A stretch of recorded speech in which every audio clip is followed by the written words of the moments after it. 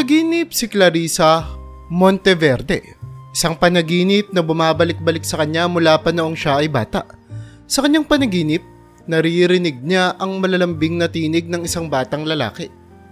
"Hindi kita iiwan kahit kailan, Clarissa." Ang batang lalaking ito ay si Dongdong, ang kanyang kababata at kalaro noong siya ay nasa edad 5 hanggang 7 taong gulang.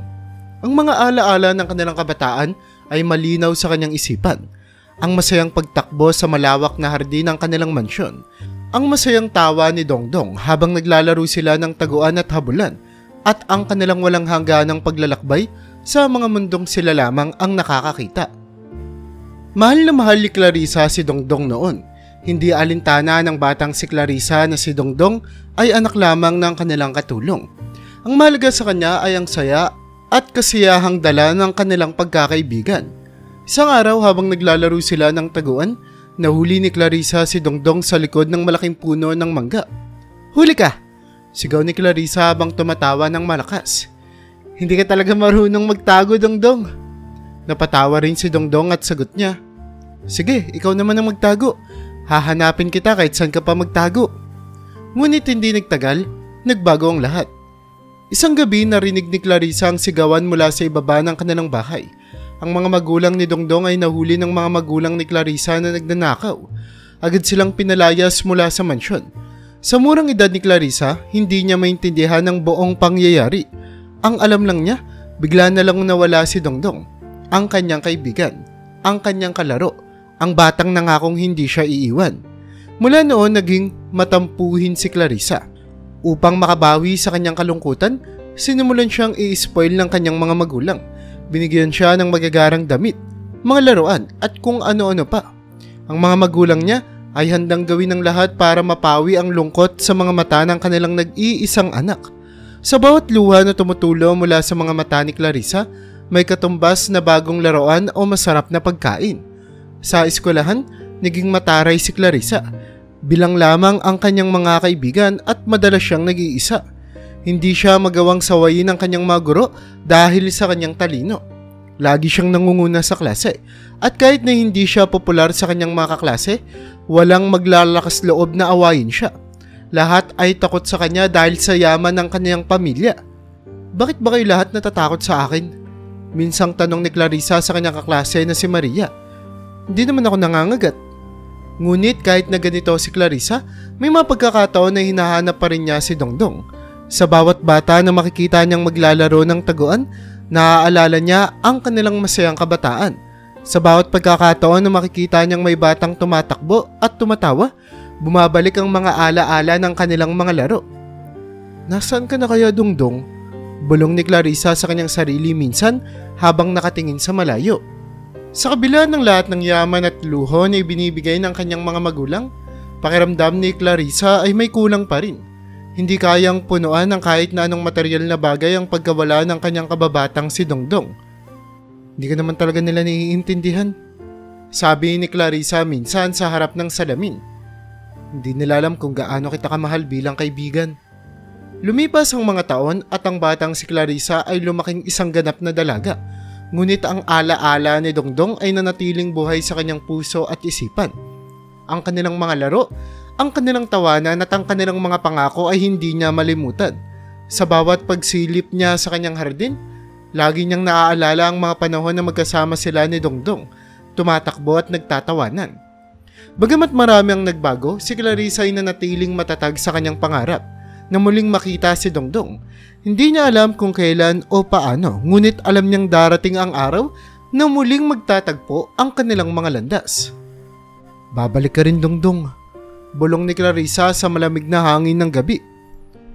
"At hihintayin kita kahit gaano pa katagal." Naging palaisipan sa kanya kung ano nga ba ang tunay na nangyari sa kanyang kababata. Saan kaya siya dinala ng kapalaran? Lumaki kaya siyang mabuti at masaya? Ang mga tanong na ito ay nanatiling walang sagot. Ngunit sa kabila ng lahat, si Clarissa ay hindi nawala ng pag-asa. Ang kanyang puso ay patuloy na umaasa, patuloy na naghihintay. Dahil sa kabila ng lahat, naniniwala siyang hindi kailanman siya iiwan ni Dongdong, gaya ng kanyang pangako sa kanya noon. Matapos ang masayang alaala ng kanyang kabataan, mabilis na lumipas ang panahon. Si Clarissa Monteverde ay gumraduate na sa high school bilang valedictorian ng kanilang klase. Ako pong naging valedictorian dahil sa suporta at pagmamahal ninyo, Mama at Papa, sabi ni Clarissa sa kanyang talumpati habang pinupunasan ng luha ng dala ng kaligayahan. Ngunit sa kabila ng kanyang mga ngiti, may bahagi sa kanyang puso na nananatiling malungkot. Ang katalinuhan at kasipagan ni Clarissa ay hindi matatawaran. Laging siyang may pinakamagandang proyekto at assignment, bagay na hindi nakapagtataka dahil na rin sa yaman ng kanyang pamilya. Lahat ng kanyang gamit ay laging bago at dekalidad. Ngunit sa likod ng tagumpay na ito, nanatiling nawawala sa kanya ang isang bahagi ng kanyang pagkatao, ang kanyang kababatang si Dongdong. Sa bawat karangalan na natatanggap niya, lagi niyang naiisip, sana nandito ka, Dongdong. Sana nakikita mo kung gaano ako nagsisikap. Matapos ang high school, sumunod si Clarissa sa utos ng kanyang tatay na kumuha ng kursong Business Administration sa kolehiyo. Bagaman nais niyang maging isang psychologist upang makatulong sa mga taong may problema sa pag-iisip, alam niyang kailangan niyang sundin ang kagustuhan ng kanyang tatay. Clarissa, kailangan mo itong gawin para sa ating pamilya, sabi ng kanyang tatay. Ikaw na lamang ang maaasahan namin para ipagpatuloy ang negosyo. Alam ko po, Papa. Gagawin ko po ang lahat para maging handa ako sa pagpapatakbo ng ating negosyo, sagot ni Clarissa habang pilit na itinatago ang kanyang lungkot. Alam niyang malaking sakripisyo ang kailangan niyang gawin para sa kanilang pamilya, ngunit handa siyang magsakripisyo para sa kanila. Sa kolehiyo, malayang nagagawa ni Clarissa ang anumang nais niya. Hindi siya gabay ng kanyang mga magulang dahil palagi silang abala sa negosyo. Dahil dito, naging mas explorative siya sa kanyang buhay. Nakaranas siya ng maraming bagay na hindi niya naranasan noong bata pa siya. Nagkaroon siya ng maraming nobyo. Ngunit wala ni isa sa kanila ang tunay niyang minahal. Bakit ba hindi ako makahanap ng tulad ni Dongdong? Minsan niyang tanong sa kanyang sarili. Kahit gaano pa sila kabait o kagwapo, hindi niya maramdaman ang pagmamahal na minsan niyang naramdaman sa kanyang kababata. Isa sa kanyang mga naging kaibigan sa kolehiyo ay si Stephanie, na anak ng business partner ng kanilang pamilya. Alam mo, Steph, ikaw lang talaga ang nakakaintindi sa akin, sabi ni Clarissa habang nagkakapisala sa isang mamahaling cafe. Pareho kasi tayo ng pinagdadaanan. Pareho tayong inaasahan ng ating mga magulang na magpatuloy ng kanilang negosyo. Oo nga, Clarissa. Ang hirap nga eh, sagot ni Stephanie habang humihigop ng kape. Pero alam mo, masaya ako na nagkakilala tayo. At least may kasama akong magdaan sa lahat ng ito. Naging malapit na magkaibigan sina Clarissa at Stephanie. Lagi silang magkasama sa mga klase, sa mga proyekto at pati na rin sa mga gimmick. Tara Clarissa, mag-shopping tayo mamaya, yaya ni Stephanie isang araw. Kailangan natin ng break mula sa lahat ng stress sa school. Sige Steph, kailangan ko nga rin ng pahinga, sagot ni Clarissa. Minsan parang gusto ko nalang iwan lahat ng to at magpakalayo-layo eh.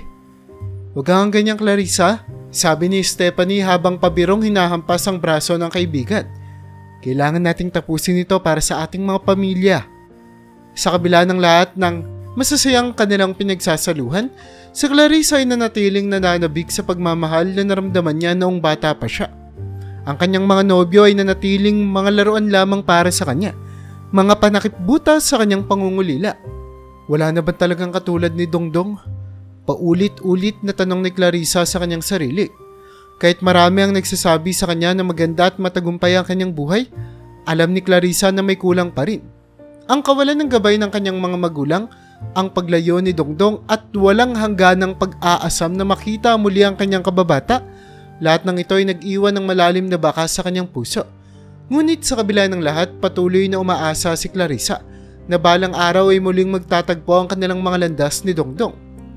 Darating din ang araw na iyon, Clarissa, sabi ni Stephanie isang gabi habang nagkwekwentuhan sila sa dorm. At kapag dumating na siya, sigurado akong magiging masaya ka ulit. Sana nga, Steph. Sana nga, sagot ni Clarissa habang tumitingin sa mga bituin sa kalangitan. Hindi ko alam kung paano pero alam kong darating siya. Sa paglipas ng mga taon, ang pag-asa ni Clarissa ay nanatiling buhay. Patuloy siyang nag-aaral at naghahanda para sa kanilang negosyo. Ngunit sa kanyang puso, nananatiling buhay ang alaala ni Dongdong. At kahit gaano katagal, naniniwala siyang muling magtatagpo ang kanilang mga landas at ang mga lihim na natuklasan ay magbabago sa kanilang buhay magpakailanman. Sa pagpapatuloy ng pag-aaral ni Clarissa sa kolehiyo, ang bawat klase ay naging hamon para sa kanya. Ang mga mahirap na subjects, mga proyektong kailangang tapusin at mga organisasyong sinalihan niya sa universidad ay sapat na upang makuha ang lahat ng kanyang enerhiya at atensyon. Sa bawat araw na lumilipas, nawawala sa isipan ni Clarissa si Dongdong. Kailangan kong mag-focus sa pag-aaral, madalas niyang sabihin sa sarili. Dahil sa kanyang reputasyon na mabilis magpalit ng nobyo, unti-unting umiwas ang mga lalaki sa kanya. Ayoko nang masaktan, sabi ng isang estudyante sa kaibigan nito habang tinuturo si Clarissa. Masyadong delikadong maging boyfriend niyan. Dahil rito, tanging pag-aaral at pamimili na lamang ang naging libangan ni Clarissa. Walang kahalong emosyon o pagmamahal. Para sa kanya ay sapat na ang mga material na bagay upang punan ang kanyang mga pagkukulang. Lumipas ang mga taon at tumungtong na sila sa ika-4 na taon ng kolehiyo. Nabalitaan ng mga magulang ni Clarissa ang madalas nitong pagkakaroon ng nobyo, kaya napagdesisyonan nilang mag-hire ng isang bodyguard para bantayan siya. Clarissa, gusto ko naming ipakilala sa bagong bodyguard mo, sabi ng kanyang tatay isang gabi habang sila'y naghahapunan. Ba't kailangan ko ng bodyguard, Papa? Kaya ko naman ang sarili ko Tugon ni Clarissa na may halong inis. Para sa seguridad mo, anak, sagot ng kanyang tatay. Masyado na kaming nag-aalala sa mga naririnig naming balita tungkol sa iyo. Dumating ang bodyguard at pinakilala kay Clarissa. Ito si Rafael, sabi ng kanyang tatay. Siya ang magiging bantay mo sa eskwelahan at magtatrabaho rin bilang hardinero dito sa bahay. Isang malamig na tingin lamang ang ibinigay ni Clarissa kay Rafael. Hindi niya pinansin ang itsura nito at maging ang pangalan ay hindi niya tinandaan. Para kasi sa kanya, isa lamang itong dagdag sa listahan ng mga taong kailangang pakisamahan sa kabila ng kanyang abalang buhay. Ayos lang pa. Basta wag lang siyang maging istorbo sa akin, sabi ni Clarissa bago muling sumubo ng pagkain. Sa eskwelahan palaging nasa malapit si Rafael kay Clarissa, ngunit hindi siya pinapansin ng dalaga. Kahit na napansin ni Clarissa na halos kaedad niya lang ito, marahil mas matanda lamang ng 1 o 2 taon. Wala itong halaga sa kanya. Clarissa, napansin mo ba si Rafael? Gwapo siya ha? Sabi ni Stephanie isang araw habang naglalakad sila papunta sa klase. Wala akong paki-Step. Hindi ko nga alam ang pangalan yun Sagot ni Clarissa habang nag-aayos ng kanyang mga libro. Mas importante sa akin ang pag-aaral ko kaysa sa kahit sino. Patuloy ang buhay ni Clarissa sa ilalim ng mahigpit na gabay ng kanyang mga magulang at ng kanyang bagong bodyguard. Ang kanyang focus ay nasa pag-aaral at sa mga responsibilidad sa kanilang negosyo. Kailangan ko magtapos ng may mataas na karangalan. Paulit-ulit niyang sinasabi sa sarili habang nagbabasa ng mga libro sa library. Para sa kanila to. Sa kabila ng kanyang mga abalang araw, unti-unting nakikita ni Clarissa ang pagsisikap at dedikasyon ni Rafael. Lagi itong nasa tamang oras. Tahimik ngunit laging nakabantay. Isang araw, habang nasa hardin, nakita ni Clarissa si Rafael na nagtatanim ng mga bagong bulaklak. Maayos ka palang magtrabaho, sabi ni Clarissa habang pinagmamasdan siya. Salamat, Ma'am Clarissa, sagot ni Rafael na may bahagyang ngiti. Gusto kong tiyakin na maganda at maayos ang paligid ninyo. Bagamat hindi pinapansin ni Clarissa ang kagwapuhan ni Rafael, hindi niya maiwasang mapansin ang kanyang kahusayan sa trabaho. Isang gabi habang nag-aaral siya sa kanyang silid, naisip niya. Siguro nga, kailangan ko ring bigyan ng halaga ang mga taong nandito para sa akin. Sa paglipas ng mga buwan, naging mas focus si Clarissa sa kanyang pag-aaral. Ang mga gabi ay ginugugol niya sa pagbabasa ng mga libro, paggawa ng mga proyekto at pagsasanay para sa mga pagsusulit. Kailangan kong maging handa, sabi niya sa sarili. Para sa negosyo, para sa pamilya ko. Ang kanyang determinasyon at pagsusumikap ay hindi nagbago. Sa kabila ng lahat ng distractions at pangungulila sa kanyang kababata, nanatili siyang matatag sa kanyang mga pangarap. Sa bawat araw na lumilipas, nagiging mas malinaw ang kanyang layunin. At kahit hindi niya palubos na nauunawaan ang kahalagahan ni Rafael sa kanyang buhay, alam niyang darating ang araw na magbabago ang lahat. Sa paglipas ng panahon, naging bahagi na rin ng araw-araw na buhay ni Clarissa si Rafael, kahit na hindi niya ito lantarang ipinapakita. Clarissa, halika na. Yaya ni Stephanie isang gabi. May party tayo sa weekend, hindi ka pwedeng mawala doon. Oo, sige Steph, pero kailangan ko munang tapusin tong thesis namin. Sagot ni Clarissa. Kita na lang tayo bukas. Ang kanilang buhay ay nagpatuloy, puno ng mga pagsubok at tagumpay. Ngunit sa kabila ng lahat, si Clarissa ay nanatiling tapat sa kanyang mga pangarap at sa mga taong nagmamalasakit sa kanya. Naganda sina Clarissa at Stephanie para sa isang malaking party na kanilang dadaluhan. Sa loob ng kwarto ni Clarissa, puno ng iba't ibang damit ang kama. Ano sa tingin mo, Steph? Ito bang red dress o yung black one? Tanong ni Clarissa habang hawak-hawak ang dalawang damit. Para sa akin, mas maganda yung red. Bagay sa'yo yan, Clarissa. Sagot ni Stephanie habang sinusukat ang isang shimmering silver dress sa salamin. Pero Clarissa, huwag mong kalimutan na kasama natin si Rafael. Baka isipin niya masyado kang daring. Ano naman kung ano ang isipin niya, Steph? Bodyguard ko lang naman siya. Sagot ni Clarissa habang sinusuot ang red dress. Besides, para sa akin to, hindi para sa kanya. Pagkatapos magbihis, bumaba na sila para makipagkita kay Rafael na naghihintay sa sala. Ready na kami, sabi ni Stephanie habang pinagmamasdan si Rafael na naka-smart casual attire, white polo shirt at black pants. Kailangan mo rin bang magbihis ng ganyan para lang sa party? Trabaho ko pong bantayan kayo, Ma'am Stephanie. Sagot ni Rafael na may seryosong mukha. Kaya kailangan kong maging handa sa anumang mangyayari. Pagdating nila sa party, agad na napansin ang presensya ni Clarissa at Stephanie. Grabe Clarissa, sobrang ganda mo. Bulalas ng isa sa mga kaklase nila. Tara, sayawan tayo. Nagsimula na ang sayawan at inuman. Si Clarissa, suot ang kanyang red dress, ay agaw pansin sa gitna ng dance floor. Kasama niya si Stephanie at kapwa sila nagtatawanan habang sumasayaw. This is so much fun, Steph. Sigaw ni Clarissa sa ingay ng musika. We should do this more often. Samantala, si Rafael ay nakabantay lamang kay Clarissa. Bagamat maraming babaeng lumalapit sa kanya at pilit siyang inaakit, nanatili siyang nakatoon lamang ang tingin kay Clarissa. Sorry pero trabaho ko ito. Palagi niyang sinasabi sa mga babaeng nagtatangkang kausapin siya. Habang patuloy ang saya, si Clarissa ay unti-unting nalalasing. Isang lalaki ang lumapit sa kanya at nagsimulang lumandi. Hi Clarissa, pwede ka bang makasayaw? Tanong ng lalaki habang inilalapit ang mukha sa kanya.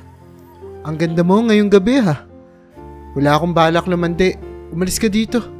Sagot ni Clarissa. Ngunit dahil sa kalasingan, hindi niya magawang palayuin ang lalaki. Please, layuan mo ako. Bulong niya, ngunit hindi siya pinakinggan ng lalaki. Naging marahas ito at pilit na inaaya si Clarissa na umuwi na. Halika na Clarissa, uwi na tayo. Sabi ng lalaki habang hawak-hawak ang kamay ni Clarissa. Huwag ka nang magpumiglas. Nang mas maging marahas ang pag-aaya ng lalaki, agad na nilapitan ito ni Rafael at pinalayo kay Clarissa. Bitawan mo siya. Utos ni Rafael na may mahigpit na tingin. Hindi siya sasama sa'yo. At sino ka para makialam? Galit na tanong ng lalaki habang sinusubukang sapakin si Rafael. Umiwas si Rafael sa suntok at mabilis na sinuntok pabalik ang lalaki. Mabilis itong napatumba at nawalan ng malay. Clarissa, Steph, uwi na muna tayo. Sabi ni Rafael habang inaakay si Clarissa na halos hindi na makalakad dahil sa kalasingan. Hindi naligtas dito. Nang makauwi na sila sa mansyon, tinulungan ni Rafael si Clarissa na mahiga sa kama nito. Thank you, Rafael. Bulong ni Clarissa habang inaayos ang sarili sa kama. Pero bakit mo ako tinutulungan? Bakit naman hindi? Simpleng sagot ni Rafael habang inaayos ni Rafael ang kumot ni Clarissa. Aksidenteng natawag siya ni Clarissa na Dongdong. Saglit na napatigil si Rafael pero kalaunan ay napagpasya niyang iwan na lamang si Clarissa sa kama nito para makapagpahinga. Muli, napanaginipan ni Clarissa si Dongdong noong gabi na iyon. Sa kanyang panaginip, naglalaro silang muli sa hardin ng kanilang mansyon. Dongdong, wag mo akong iiwan ha? Tanong ni Clarissa sa batang lalaki. Hindi kita iiwan, Clarissa. Sagot ni Dongdong habang hawak-hawak ang kamay ni Clarissa. Pangako yan. Kinabukasan ginising ni Stephanie si Clarissa. Good morning, sleepyhead. Sabi ni Stephanie habang umuupo sa gilid ng kama. Grabe, ang wild ng party kagabi. Oo nga eh. Sagot ni Clarissa habang hinihilot ang sentido. Salamat sa pagtulong sa akin, Steph. At si Rafael din, salamat. Ang sweet ni Rafael, no? Sabi ni Stephanie. Kahit na maraming babaeng lumalapit sa kanya, ikaw lang talaga ang binantayan niya. Ngunit nanatiling malamig si Clarissa. Trabaho niya lang yun, Steph. Huwag mo nang bigyan ng kahit na anong kahulugan. Sabi ni Clarissa habang bumabangon sa kama. Kailangan ko nang maghanda. Marami pa akong gagawin. Habang naglalakad si Clarissa papunta sa banyo, muli niyang naisip si Dongdong. Bakit ko ba siya napanaginipan ulit? Bulong niya sa sarili. Ano kayang ginagawa niya ngayon?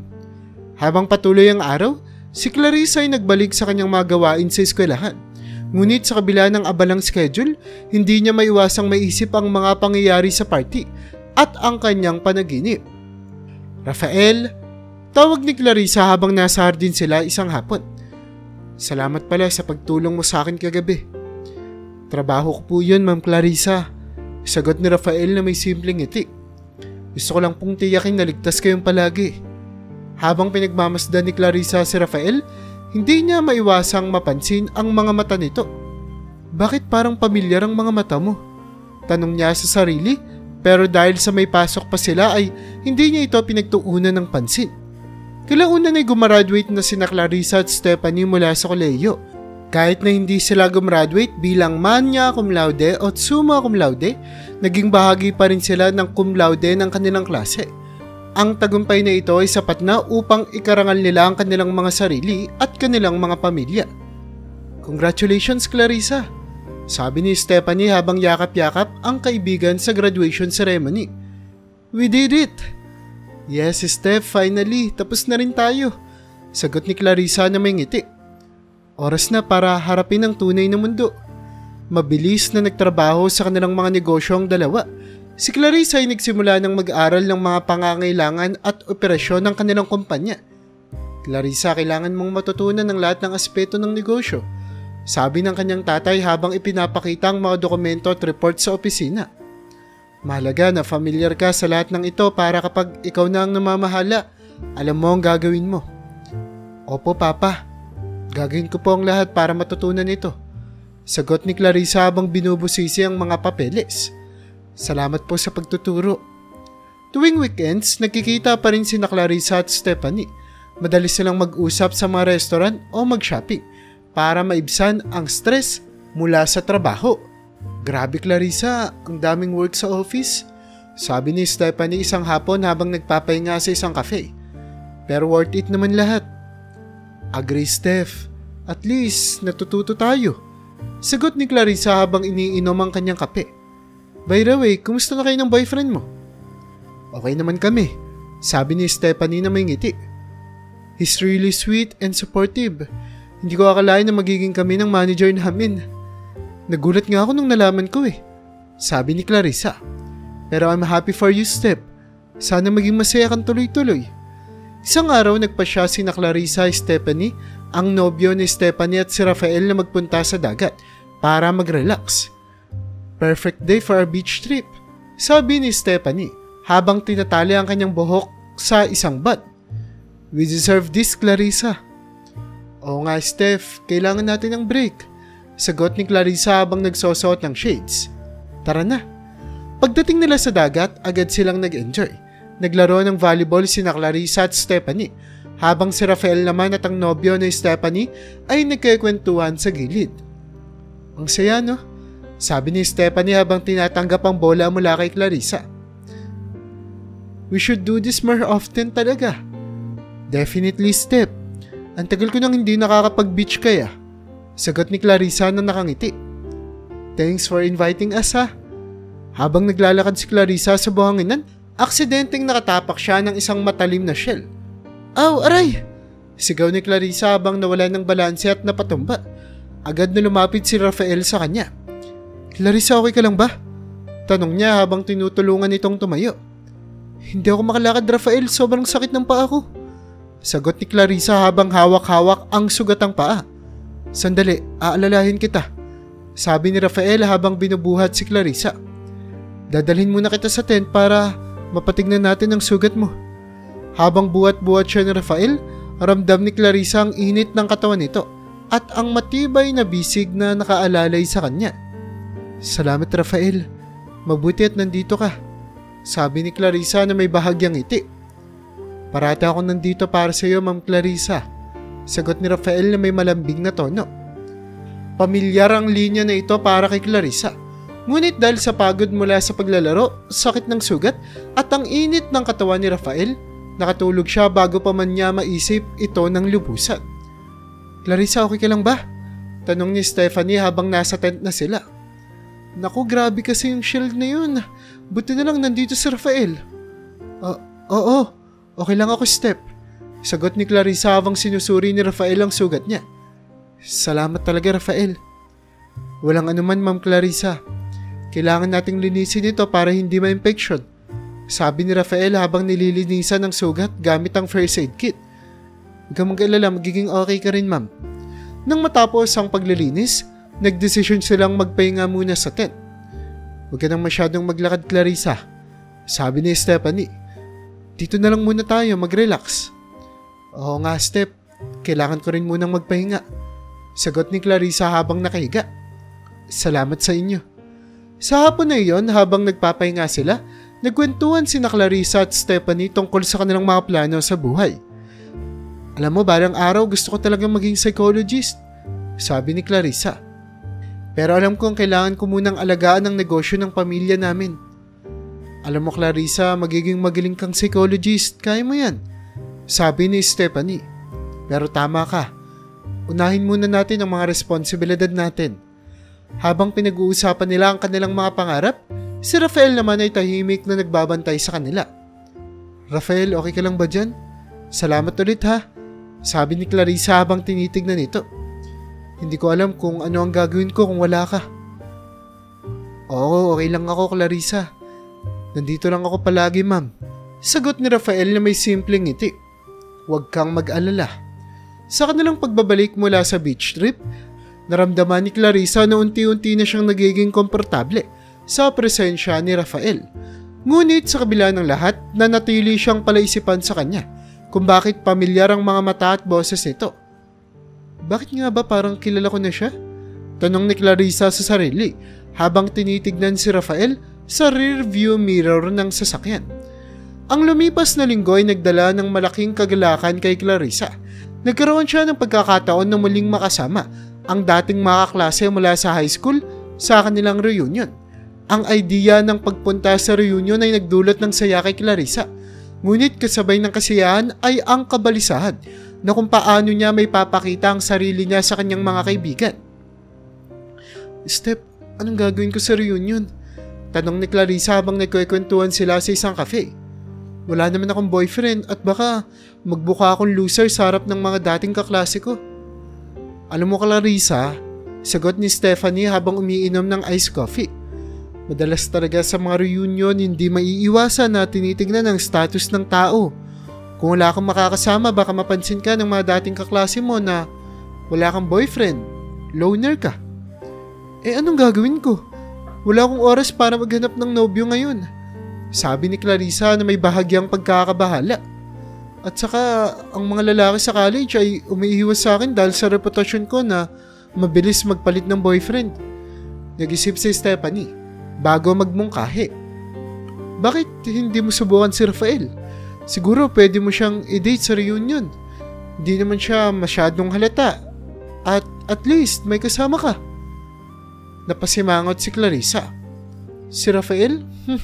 Hindi ko alam. Parang hindi kasi bagay na gawing date yung isang bodyguard at hardinero. Oo nga, pero kung walang ibang option, baka magandang subukan. Sagot ni Stephanie na tila nagmamasid sa reaksyon ni Clarissa.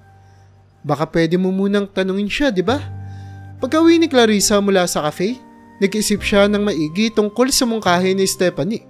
Isang bahagi sa kanya ay gustong sumubok dahil wala na siyang ibang maisip na solusyon. Ang Ang isa pang bahagi ay nag-aalangan sa idea ng paghingi ng tulong kay Rafael. Kayo ko ba to? Tanong ni Clarissa sa sarili habang tinitignan ang kalendaryo sa kanyang desk. Hindi ko alam kung papaano ko siya papasalamatan. Sa kabila ng kanyang pagdadalawang isip, nagpa siya si Clarissa na lapitan si Rafael.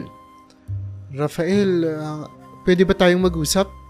Tanong ni Clarissa habang tinutulak ang pinto ng hardinero na paboritong lugar ni Rafael. Oo naman, Ma'am Clarissa. Sagot ni Rafael na may malugod na ngiti. Ano po ba ang kailangan ninyo? Sa totoo lang, may kailangan ako sa iyo. Sabi ni Clarissa na may bahagyang pag-aalinlangan. May reunion kasi kami sa high school at wala akong kasamang pwede kong ma-date. Oo, naiintindihan ko po. Sabi ni Rafael. At ano pong may tutulong ko sa inyo? Okay, ganito kasi. Simula ni Clarissa. Gusto kong tanungin kung maaari kang magpanggap na nobyo ko sa reunion na yun. Huwag kang mag-alala. Babayaran kita ng 50,000 para sa iyong serbisyo. Nagulat si Rafael sa alok ni Clarissa. Ma'am Clarissa, hindi ko naman po kailangan ng pera. Ang gusto ko lang naman po ay makatulong sa inyo. Rafael, please, hindi naman to dahil sa pera. Kailangan ko ng suporta mo at parang hindi ko rin kayang ipaliwanag sa mga kaibigan ko na wala naman akong boyfriend o kasama. Sabi ni Clarissa na may seryosong tono. Pwede ba? Si Rafael ay tumingala sa langit at nag-isip saglit bago sumagot. Sige po, Ma'am Clarissa. Kung ito ang makakatulong sa inyo, gagawin ko po ito. Naku, salamat Rafael. Huwag kang mag-alala.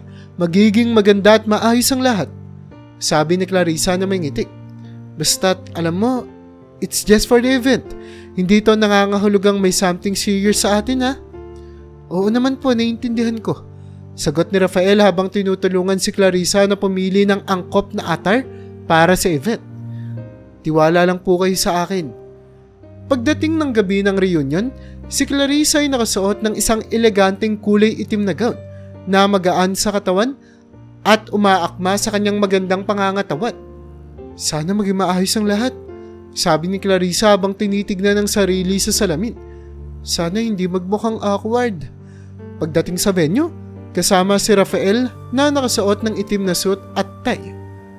Rafael, maraming salamat sa pagpunta ha, sabi ni Clarissa habang sinasalubong siya ng mga kaibigan. Huwag mong kalimutan na magpanggap na nobyo kita ngayon ha. Oo, Ma'am Clarissa, sagot ni Rafael na may ngiti. Nandito ako para sa iyo. Nagpatuloy ang gabi sa reunion. At dahil sa presensya ni Rafael, nabawasan ang pangamba ni Clarissa. Sa bawat oras na lumalapit ang mga dating kaklase, ipinapakilala niya si Rafael bilang kanyang boyfriend. Alam mo Rafael, I'm so glad that you're here. Sabi ni Clarissa habang naglalakad kasama si Rafael. Mas gumaan na ang pakiramdam ko. Ang mga klase ni Clarissa ay nagbigay ng mga papuri sa kanya at sa nobyo niyang si Rafael. Wow Clarissa, in fairness, ang gwapo ng date mo. Sabi ng isang dating kaklase na si Maricel. Tama lang ang suot mo, kakaibang dating. Salamat Maricel, sagot ni Clarissa na medyo nahihiya at masaya. Masaya ako nandito ka rin Maricel. Habang lumilipas ang oras, napansin ni Clarissa na unti-unting nawawala ang kanyang pag-aalala. Ang presensya ni Rafael ay nagbigay sa kanya ng suporta at kumpiyansa. Nagsimula siyang mag-relax at mag-enjoy sa gabing iyon, habang ang pakikitungo niya kay Rafael ay naging natural at maayos. Pagkatapos ng reunion, habang naglalakad pa uwi si Clarissa at Rafael, napansin ni Clarissa ang pagkapagod ni Rafael. Salamat talaga Rafael, hindi ko alam kung anong nangyari kung wala ka, sabi ni Clarissa nang may pagpapahalaga sa boses. Walang anuman Ma'am Clarissa, sagot ni Rafael. Masaya akong tulungan ko kayo. Sa totoo lang, nagsimula si Clarissa. Ikaw talagang naging sagot sa problema ko. Ibang klase ka. Dahil sa kanilang naging koneksyon sa reunion, hindi may kakaila ang lumalapit na samahan ni Rafael at Clarissa. Ang mga simpleng pag-uusap nila araw-araw ay naging pagkakataon para magkwentuhan, magbigay ng suporta at magtuklas ng mga personal na bagay na dati ay napag-uusapan lang nila sa sarili. Kahit hindi madalas, napag-uusapan din ni Clarissa ang kanyang mga problema sa buhay, ang mga stress sa trabaho at ang pressure na nagmumula sa kanyang pamilya. Sa kabila ng pagiging tahimik ni Rafael, tila siya ang nagiging tagapagsalba ni Clarissa mula sa kanyang mga problemang emosyonal. Isang umaga, habang nag-aasikaso sa kanyang opisina, napansin ni Rafael ang pagbagal ng kilos ni Clarissa. "Ma'am Clarissa, parang hindi po maganda ang inyong pakiramdam," sabi niya nang makita ang pagpula ng mukha ng dalaga. "Kailangan niyo po bang magpahinga?" "Okay lang ako, Rafael," sagot ni Clarissa, habang patuloy na nagsusuri ng mga papeles sa kanyang desk. "Marami pa akong kailangang tapusin eh. Hindi ako pwedeng magpahinga." Ngunit hindi nagtagal, ang katawan ni Clarissa ay nagsimulang magpakita ng sintomas ng lagnat. Ang kanyang pisikal na pagkapagod at panghihina ay hindi may kakaila. Ang kanyang mga mata ay lumalabo at ang kanyang pag-iisip ay tila nagiging malabo rin. Nakita ito ni Rafael at kahit gaano siya ka-submissive sa kanyang trabaho, nagpasya siyang agaran na kumilos. "Ma'am Clarissa, kailangan niyo pong umuwi. Baka lumala pa yung sakit niyo kung hindi kayo magpapahinga," sinabi ni Rafael ng may matinding pag-aalala. "Ito pa ang mga papeles na kailangan kong tapusin, Rafael. Hindi ko pwedeng iwan to," sagot ni Clarissa na tila wala ng lakas. "Pero ma'am, kung magpapatuloy kayo sa ganitong kondisyon, baka hindi na kayo makapagtrabaho pa sinaharap," paliwanag ni Rafael na tila nagtatanong sa isipan ni Clarissa. "Pwede ko po kayong samahan pa uwi. Nangako po ako sa inyong aalagaan ko po kayo." Sa kabila ng pagtutol ni Clarissa, napilitang pumayag dahil sa panghihina ng kanyang katawan. Dinala siya ni Rafael pauwi sa kanyang mansyon. At nang makarating na sila sa bahay, agad niyang tinulungan si Clarissa na umakyat sa kanyang silid. Nag-aalala naman si Rafael habang binibisita ang kusina at nagluto ng mainit na lugaw para sa dalaga. "Ma'am Clarissa, kumain po muna kayo ng lugaw, makakatulong po ito sa inyo." Habang si Clarissa ay nakahiga sa kama, tinutulungan naman siya ni Rafael na buksan ang kanyang gamot para sa kanyang sakit. "Rafael, salamat sa lahat ng ginagawa mo para sa akin ha," sabi ni Clarissa na may malambing na tono ng boses. "Hindi ko alam kung papaano ko kayo mapapasalamatan." "Huwag na po kayo mag-alala, Ma'am Clarissa," sagot ni Rafael na may ngiti. "Masaya naman po ako matulungan kayo. Aalis po ako para maghanda ng gamot para sa inyo. Para iinumin niyo po yun mamaya." Pagkatapos niyang magluto at maghanda ng mga gamot, nagbalik si Rafael sa salid ni Clarissa at pinakain sa kanya ang lugaw. "Huwag po kayong mag-alala. Kailangan niyo po munang magpahinga," sinabi ni Rafael habang pinupunasan ng noo ng dalaga na punong-puno ng pawis. "Rafael, bago ka umalis, pwede ko bang malaman ang buong pangalan mo?" tanong ni Clarissa habang inaasikaso ang pagkain. Nagulat si Rafael sa tanong ng babae. "Rafael Dominic Donato po." "Bakit po?" Wala. Gusto ko lang malaman ang pangalan ng taong nag-aalaga sa akin," sagot ni Clarissa habang pilit na pinapanatili ang kanyang mga mata na gising. Bago makatulog, tinulungan ni Rafael si Clarissa na uminom muli ng gamot at sinigurado niyang komportable ang kanyang posisyon sa kama. "Ma'am Clarissa, kung kailangan niyo po ng anumang bagay, nandito lang po ako," sabi niya na may malalim na pag-aalala sa kanyang tono. "Salamat, Rafael. Maasa ako sa iyo. Marami talagang salamat," sagot ni Clarissa na medyo nahulog ang mga mata sa pagod at lagnat. "Huwag kang aalis ha." "Opo, nandito lang po ako," tugon ni Rafael bago umalis ng silid. Habang ang sakit at lagnat ni Clarissa ay unti-unting nagiging dahilan ng kanyang pagkakaroon ng mas malalim na koneksyon kay Rafael, si Rafael naman ay patuloy na nagmamasid sa kanyang alaga mula sa isang distansya. Hindi nalalaman kung ano kaya ang magiging relasyon nila sa hinaharap. Ang mahuling alaala ni Clarissa bago siya mawalan ng malay ay ang pangalan ni Rafael.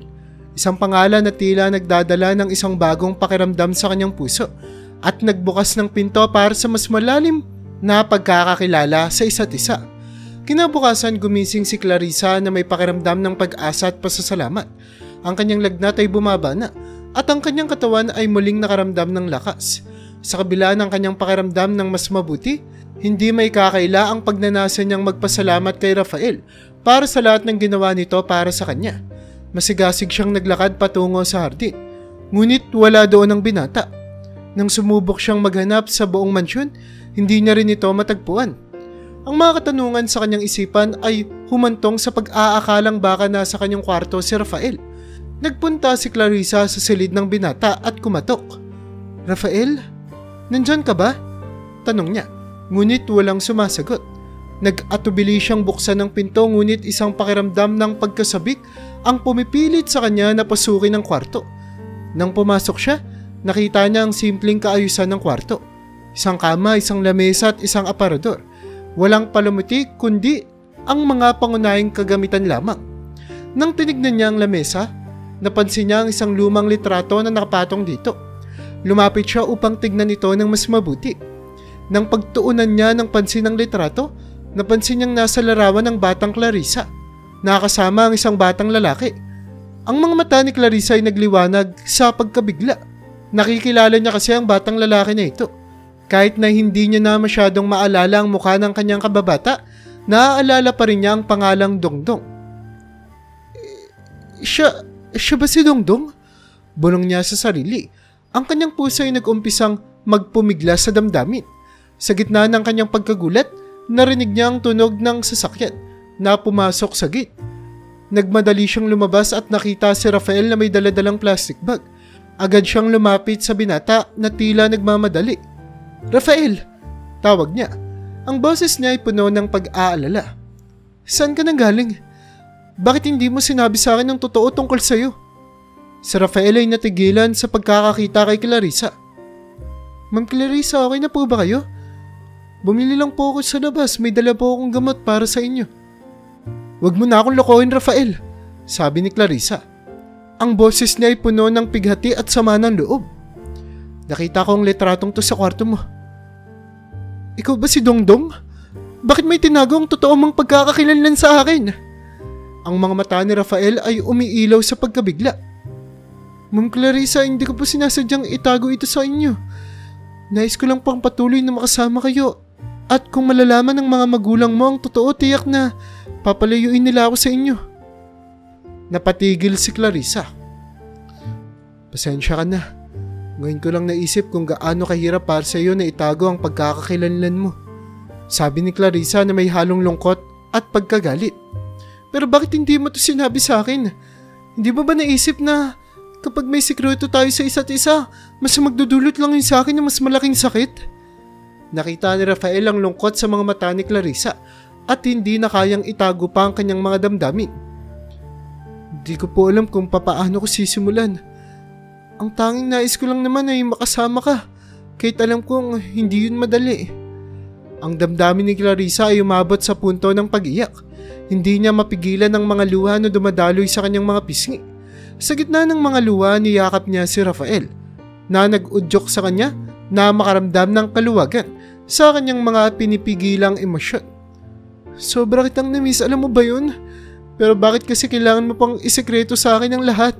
Si Rafael na napaluhod, nahabag sa reaksyon ni Clarissa. "Pasensya na, Clarissa. Gusto ko lang naman malaman mo na hindi ko kayang iwan ka ulit. Pero pagkatapos ng lahat ng ito, Rafael, gusto ko ring malaman kung paano mo nagawa ang lahat ng iyon," sabi ni Clarissa habang sinusubukang pigilan ang kanyang mga luha.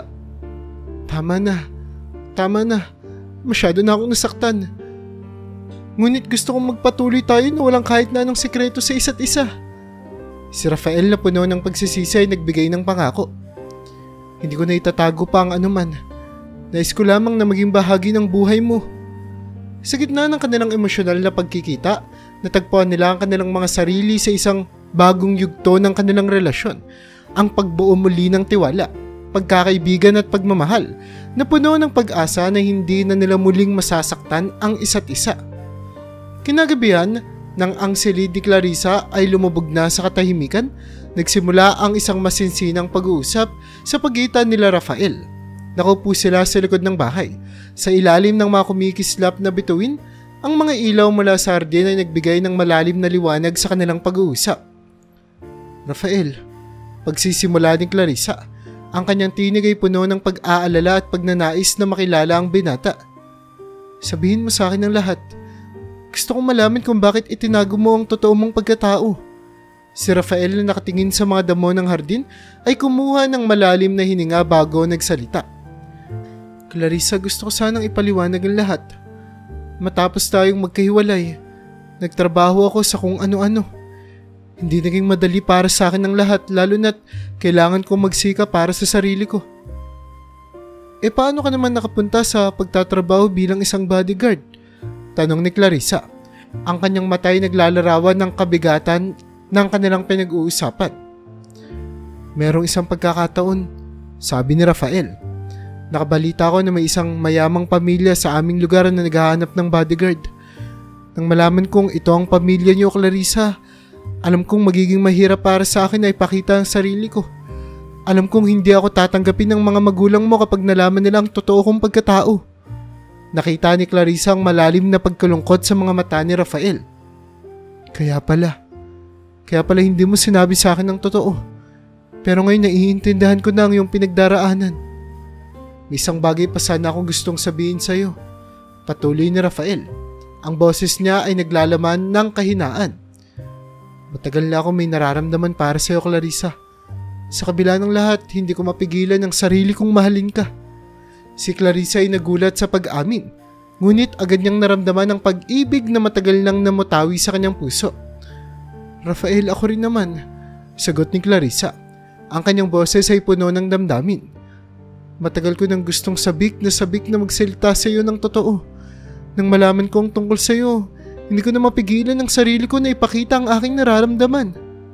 Ang kanilang pag-uusap ay nauwi sa isang mainit na yakap. At sa sandaling iyon, naramdaman nila ang koneksyon na matagal nilang pinakawalan. Ang kanilang pag-amin ay nagbigay daan sa bagong yugto ng kanilang relasyon. Isang relasyon na puno ng pagmamahal at pag-unawa. Sa mga sumunod na linggo, ang relasyon ni Clarissa at Rafael ay lumago ng mas matamis. Ang kanilang pag-uusap ay hindi na limitado sa mga problema at kahirapan, kundi sa mga pangarap at plano para sa kanilang hinaharap.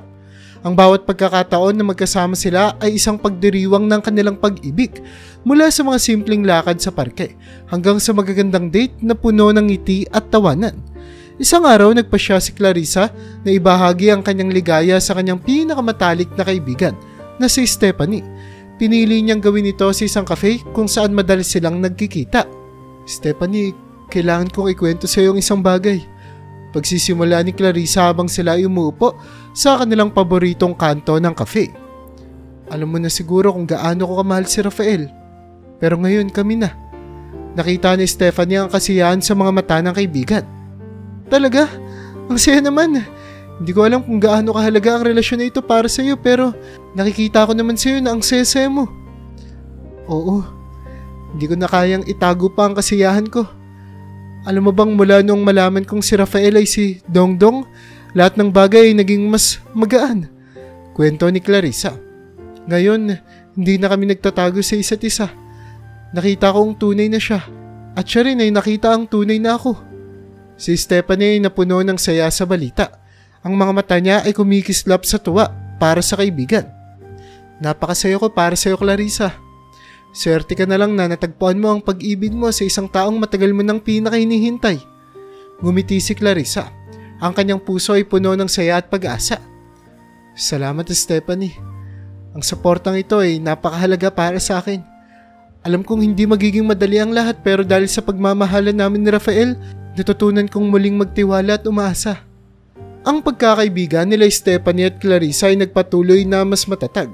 At ang relasyon ni Clarissa at Rafael ay nagbigay sa kanila ng lakas at ligaya.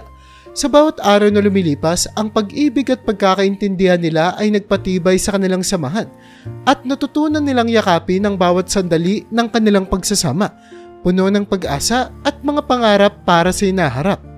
Kahit gaano pa man katamis ang relasyon ni Rafael at Clarissa, isang araw ay napagdesisyonan nilang magdaos ng simpleng salo-salo sa hardin ng mansyon. Ang kanilang ligaya at pagmamahalan ay nagmumula sa bawat ngiti at yakap nila, na walang kaalam-alam na agad na mauuwi sa alon ng galit mula sa mga magulang ni Clarissa. Nang dumating ang mga magulang ni Clarissa, sila Mr. at Mrs. Monteverde mula sa kanilang opisina, natagpuan nilang magkasama sa isang sulok ng hardin sina Rafael at Clarissa na nagyayakapan at nagtatawanan. Ang kanilang mga mukha ay nagpakita ng pagkabigla at hindi pagkatanggap sa kanilang nakita. Clarissa, anong ibig sabihin nito? Sigaw ni Mrs. Monteverde habang tinuturo ang dalawa. Agad na binunot ni Clarissa ang sarili niya mula kay Rafael na tumingin sa mga magulang na may determinadong ngiti. Ma'am, Dad, gusto kong malaman ninyo na mahal na po namin ang isa't isa. Si Rafael po ay si Dongdong, ang kababata ko na nawala sa akin ng matagal na panahon. Clarissa, ano? Di ba alam kung gaanong nasusukulam ang pamilya natin sa binatang yan? Pagbungad na salita ni Mr. Monteverde, ang mukha ay puno ng galit. Ang pamilya nilang nagdulot sa atin ng malaking pinsala noon.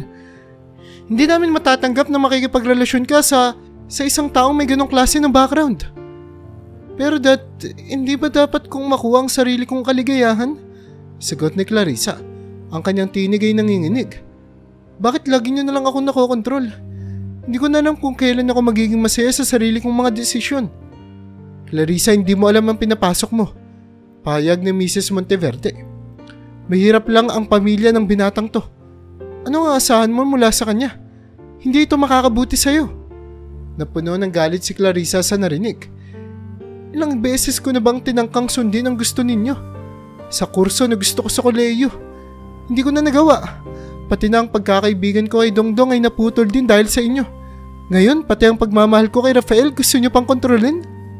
Si Rafael na hindi may tago ang pangungulila sa mga magulang ni Clarissa ay tumaas ang tono. Hindi ko naman po kayang pigilan ng sarili ko, Mr. and Mrs. Monteverde.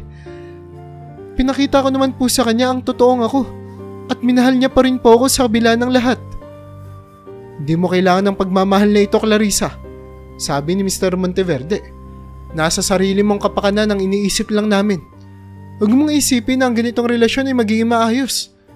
Naghahanap ka lang ng mga problema. Walang sinagot si Clarissa. At sa sobrang galit at kalungkutan, nagpasya siyang umalis sa kanilang mansyon. Hindi ko na kaya. Maglalayas na lang ako. Sasaluhin ko ang lahat ng mga pagsubok na ito kasama si Rafael. Clarissa, mag-isip ka, sigaw ni Mrs. Monteverde. Ngunit hindi na tumingin sa kanila si Clarissa. Sinamahan ni Rafael ang kanyang nobya papunta sa kwarto nito upang kumuha ng mga bagay na kakailanganin nila. Rafael, magpakatatag tayo, sabi ni Clarissa habang pinupunasan ng mga luha na tumutulo mula sa kanyang mata. Magpakatatag lang tayo at siguradong magtatagumpay tayo sa lahat ng pagsubok na darating. Nag-impake sila ng mga pangunahing gamit at umalis sa mansyon. Ang kanilang pag-alis ay sumalubong sa malamig na hangin ng gabi, ngunit ang kanilang pag-asa at determinasyon ang naging gabay sa kanilang bagong simula. Sa unang gabi nila sa isang maliit na apartment na kanilang nahanap, nagdesisyon silang gawing lugar na puno ng pagmamahal at pag-asa. Ang bawat peraso ng kanilang mga gamit ay naging simbolo ng kanilang bagong buhay na pinili nilang buuin ng magkasama. Sa kabila ng lahat, handa akong harapin ang anumang pagsubok kasama ka, sabi ni Rafael habang binibigyan si Clarissa ng isang halik sa noo. Hindi na natin kailangan pang panghinaan ng loob. Magtutulungan tayo para makamit ang ating mga pangarap. Salamat, Rafael.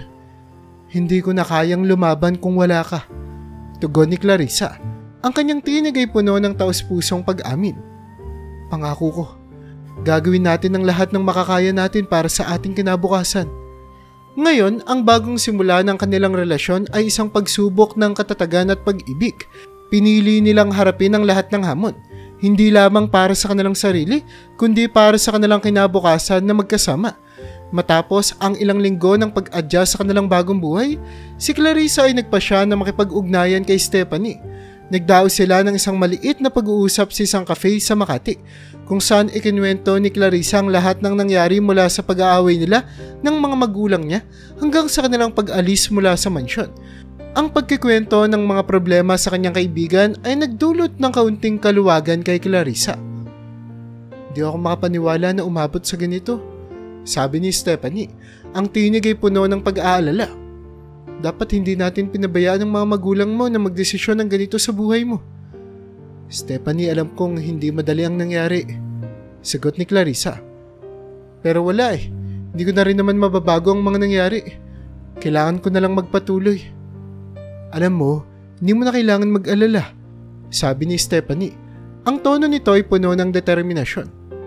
Dahil kung hindi mo na magagampanan ang mga responsibilidad sa kumpanya ng pamilya mo, pwede namang magtrabaho ka na lang sa kumpanya namin. Pwede kang magsimula sa mga administrative task. At saka maganda rin kung si Rafael ay magiging security guard doon. para magkasama kayong magtrabaho.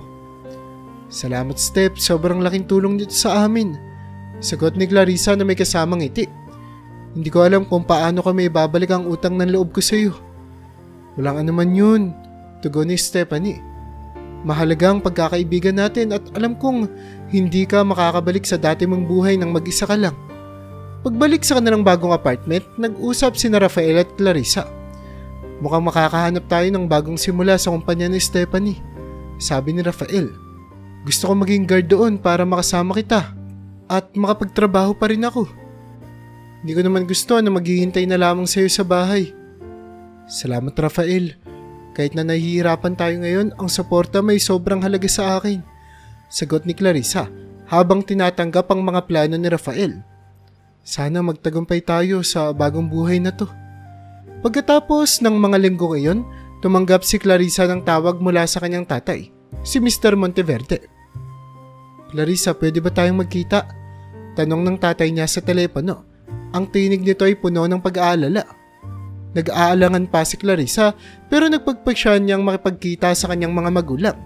Nagdaos sila ng isang pag-uusap sa isang tahimik na restaurant sa Quezon City. Pagdating ni Clarissa, nakatambay sa isang mesa ang kanyang mga magulang, sina Mr. and Mrs. Monteverde. Clarissa, salamat sa pagpunta, sabi ni Mr. Monteverde habang tinitignan si Clarissa ng may paggalang. Mahalaga sa amin na makausap ka. Alam naman naming mali ang aming naging desisyon. At ngayon ay nais naming malaman kung talaga bang desidido ka na sa iyong desisyon. Dad, hindi ko alam kung paano ko masasabi to. Pero ang pagmamahal ko kay Rafael ay hindi na magbabago. Sagot ni Clarissa. Ito na po ang desisyon ko at handa akong ipaglaban ang aming relasyon. Nakita ni Mr. Monteverde ang matinding determinasyon sa mukha ng kanyang anak.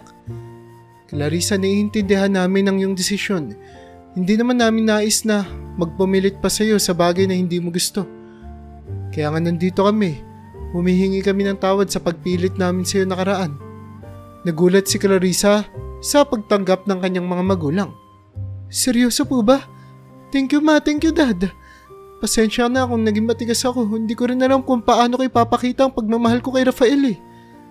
Patawarin mo kami Clarissa, sagot ni Mrs. Monteverde habang tinatanggap ang pagkakaayos. Nais naming makita kang masaya kahit na hindi ito ayon sa plano namin.